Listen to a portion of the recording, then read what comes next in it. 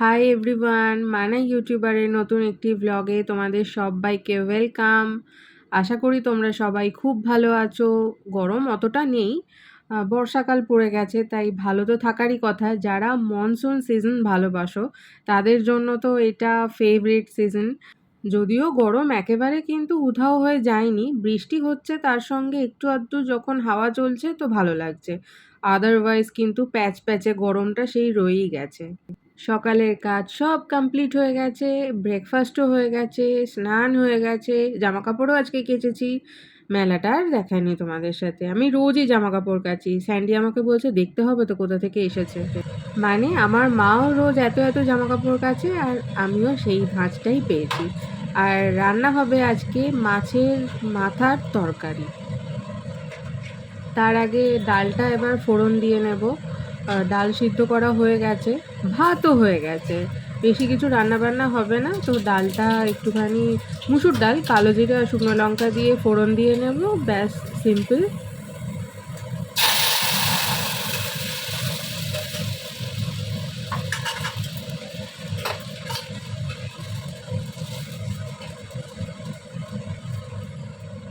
মাছের তরকারির মশলাও পেস্ট হয়ে গেছে, এই দেখো ঢাকাটাতেও লেগে গেছে, এবার পুরো পরিষ্কার করতে হবে ভালো করে।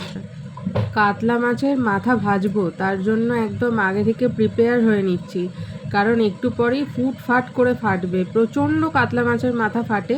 তো কড়াইতে ভালো করে বেশ অনেকটা তেল নিয়ে নিলাম, এবার ভালো করে গরম হোক আগে, আর ওদিকে নুন হলুদ মাখিয়ে নিলাম।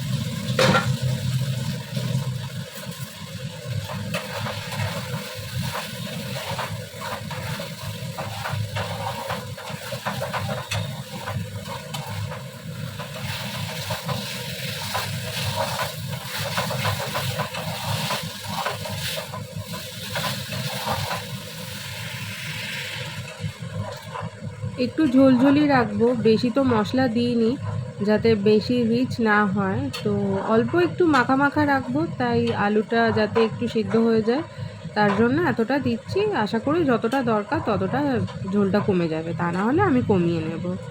আর এবারে আর তেমন কিছু করণীয় নয়, এটা চাপা দিয়ে হতে দেবো। আর চলো দেখে নাও সুন্দরী আর লালু কি করছে।